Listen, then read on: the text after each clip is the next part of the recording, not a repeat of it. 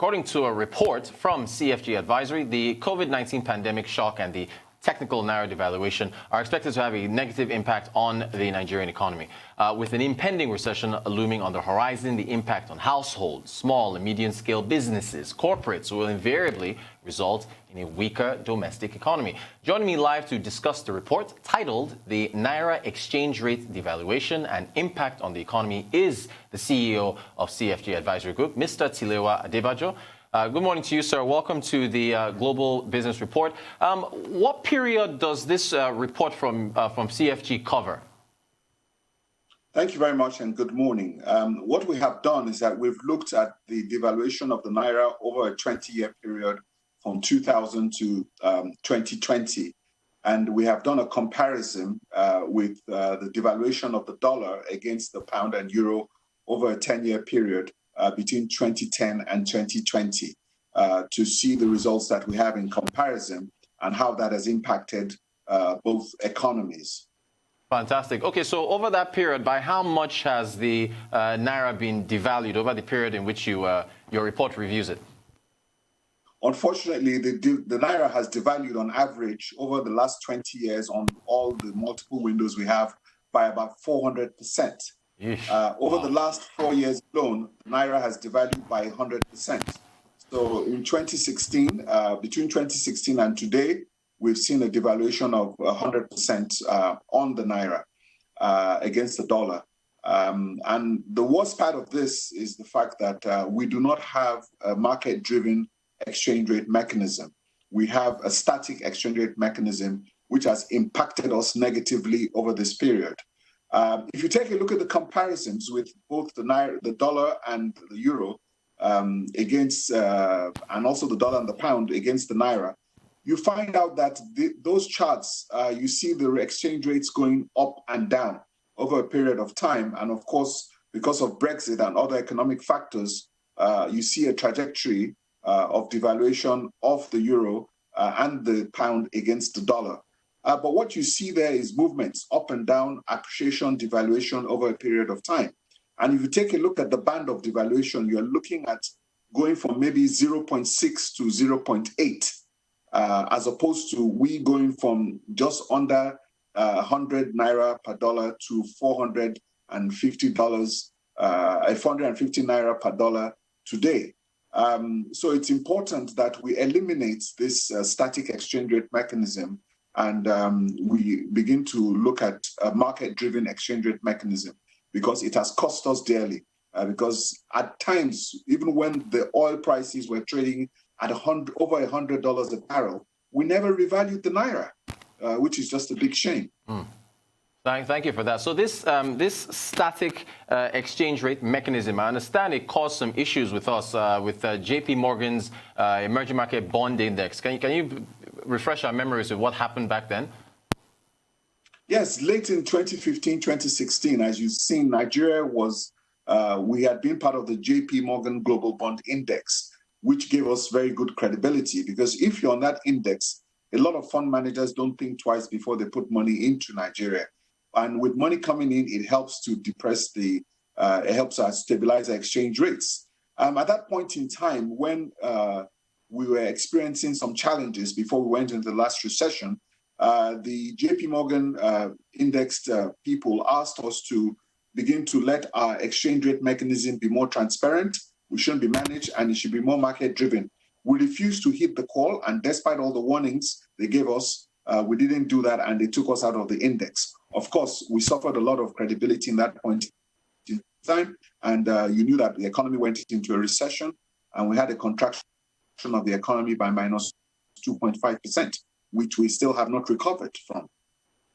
Thank you for that. Okay, so now speaking of a contraction, the report says that there's, in fact, I'll get to the contraction later. Let me actually stick with the devaluation. The report says that there's another devaluation is possible or likely. What circumstances could they take? Because of course we already had the technical devaluation earlier. So what circumstances would lead to another one later this year, if possible? Well, first of all, let's take a look at oil prices. You see where oil prices are today. That's number one. It's not rocket science.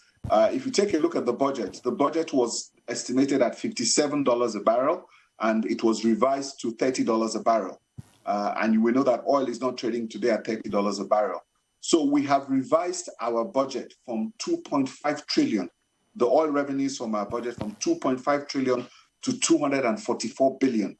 That is a 90% revision. Right now, we're facing a $15 billion gap in terms of funding our budget this year. We've gone to the IMF, the World Bank, and the African Development Bank for 7 billion.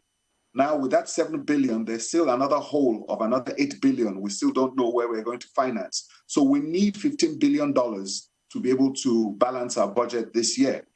Coupled with that, our reserves are $34 billion and declining. Right now, the foreign exchange market is closed. And I'm sure that by the time the demand comes up and the market opens, you're going to be looking at about $2 billion that is ready to get out of Nigeria in a hurry.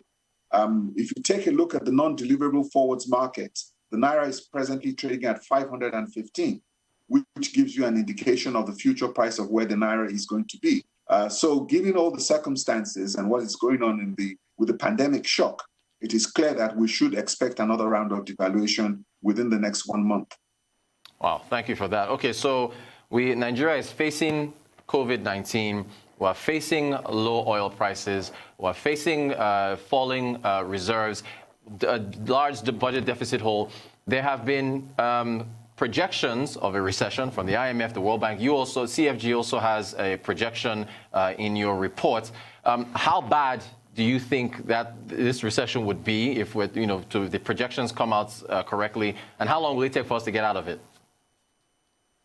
Well, to be honest with you, if you take a look at all the World Bank, IMF, you hear anywhere from between 2% contraction. World Bank, IMF is looking at 3.5%, and some people are predicting as bad a contraction of 8%, depending on who you talk to.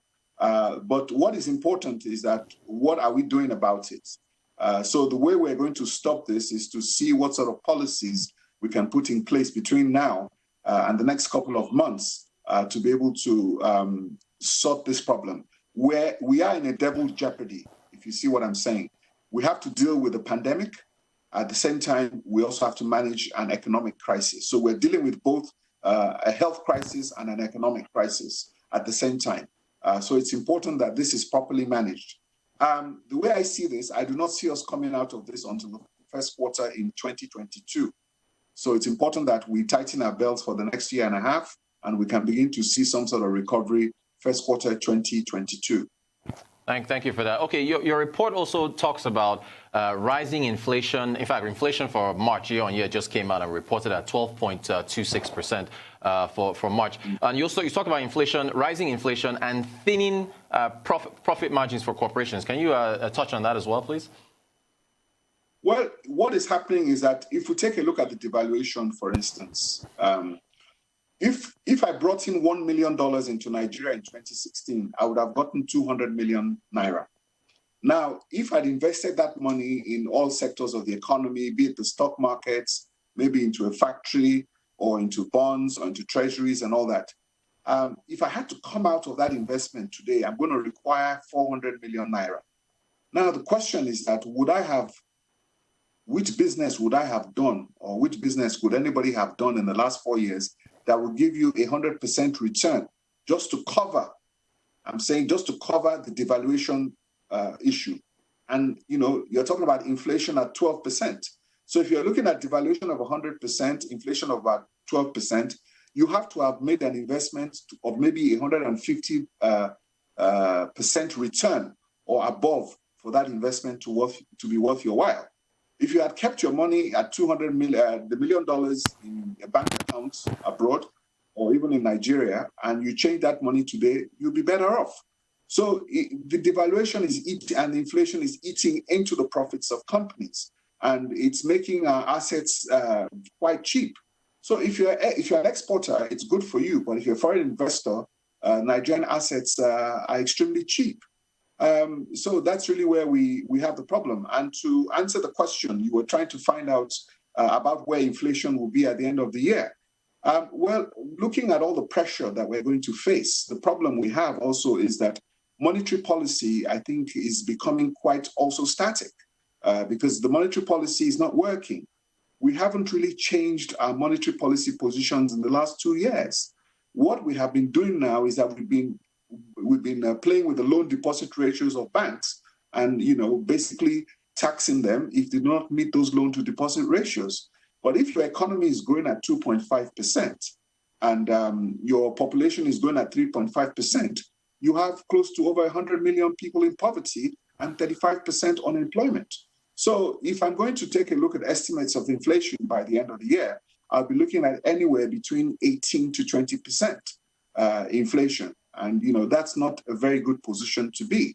And the irony of that is that the Monetary Policy Committee might be forced to increase interest rates at the time of recession, which is against what is happening globally. Most central banks in the world have dropped their interest rates to near zero. Wow, that's not a pretty picture there. Would you say, I will get your opinion on this, would you say that the dollar is the single most important metric in Nigeria? How would you view a question like that? Well, I wouldn't really say the dollar is the most important metric, but it is the income, it is the currency by which we earn our income, which is oil.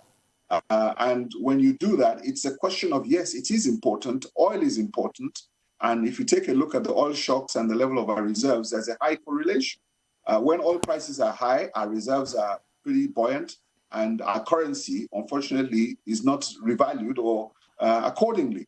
But without a doubt, dollar is very important to us. We live in a global economy. But what is important is that in the first shock that we had in the early days of the Yar'Adua administration, because we had built up which are the buffers, which we call the excess crude account. Then Nigeria had about close to $16 billion in excess crude account. Because we built up that buffer at that point in time, we were able to withstand the impact of that economic shock. But unfortunately, today, we do not have such buffers in place. And if we're going to operate in a global economy with dollars, you have to build up those buffers. You can see what Saudi Arabia has said. You can see what Russia has said. Mr. Adebajo, we've run out of time, but I really do appreciate you coming on to give us insights on this report. Thank you very much, sir. The CEO of CFG Advisory, Mr. Tilewa Adebajo, we appreciate your time.